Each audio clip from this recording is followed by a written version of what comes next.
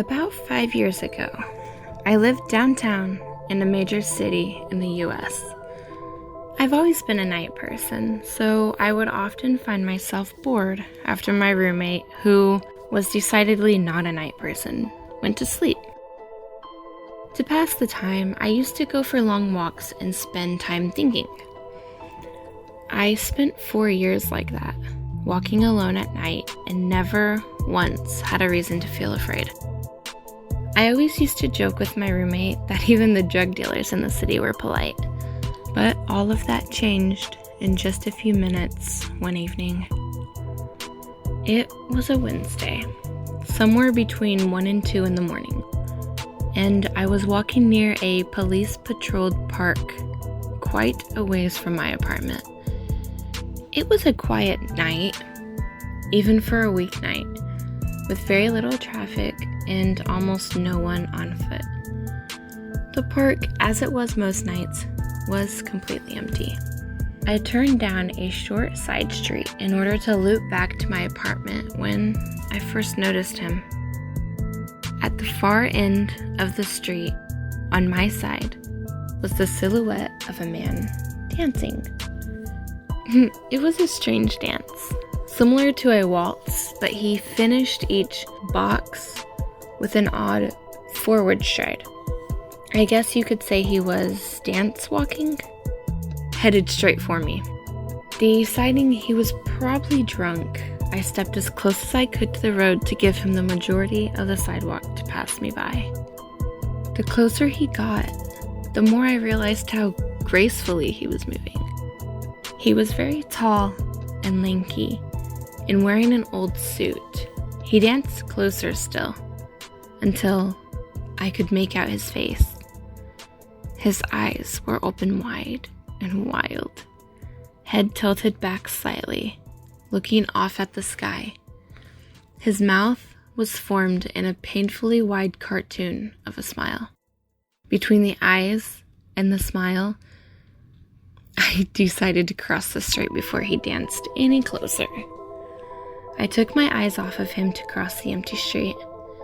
As I reached the other side, I glanced back, and then stopped dead in my tracks. He had stopped dancing and was standing with one foot in the street, perfectly parallel to me. He was facing me, but still looking skyward, smile still wide on his lips. I was completely and utterly unnerved by this. I started walking again, but kept my eyes on the man. He didn't move. Once I had put about half a block between us, I turned away from him for a moment to watch the sidewalk in front of me. The street and sidewalk ahead of me were completely empty. Still, unnerved, I looked back to where he had been standing to find him gone. For the briefest of moments, I felt relieved, until I noticed him. He had crossed the street and was now slightly crouched down.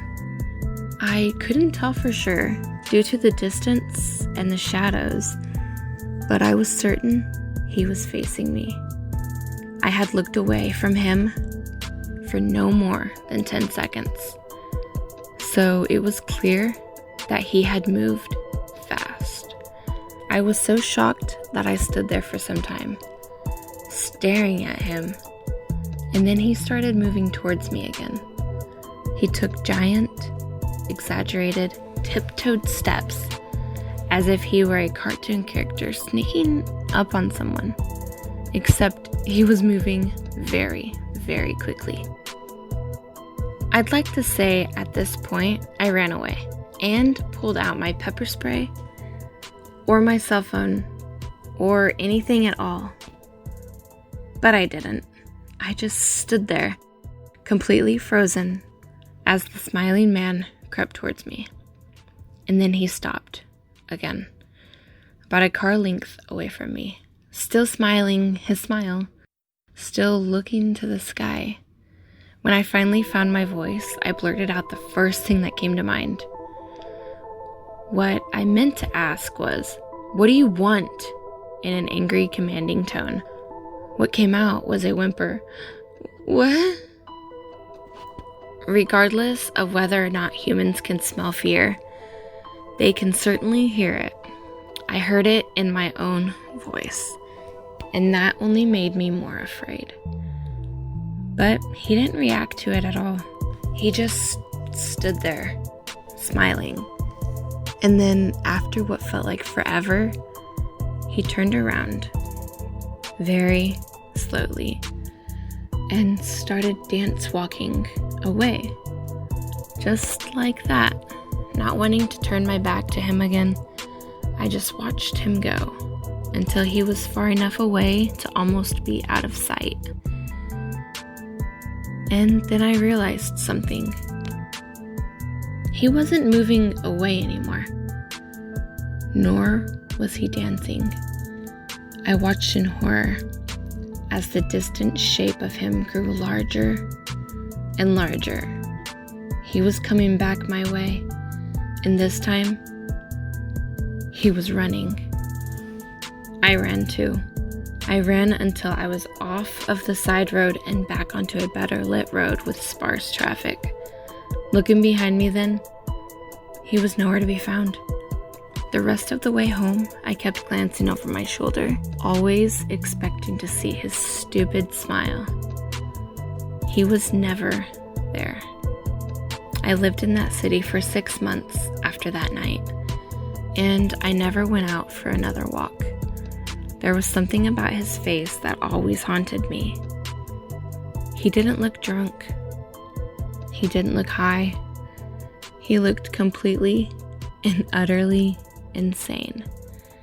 And that is a very, very scary thing to see.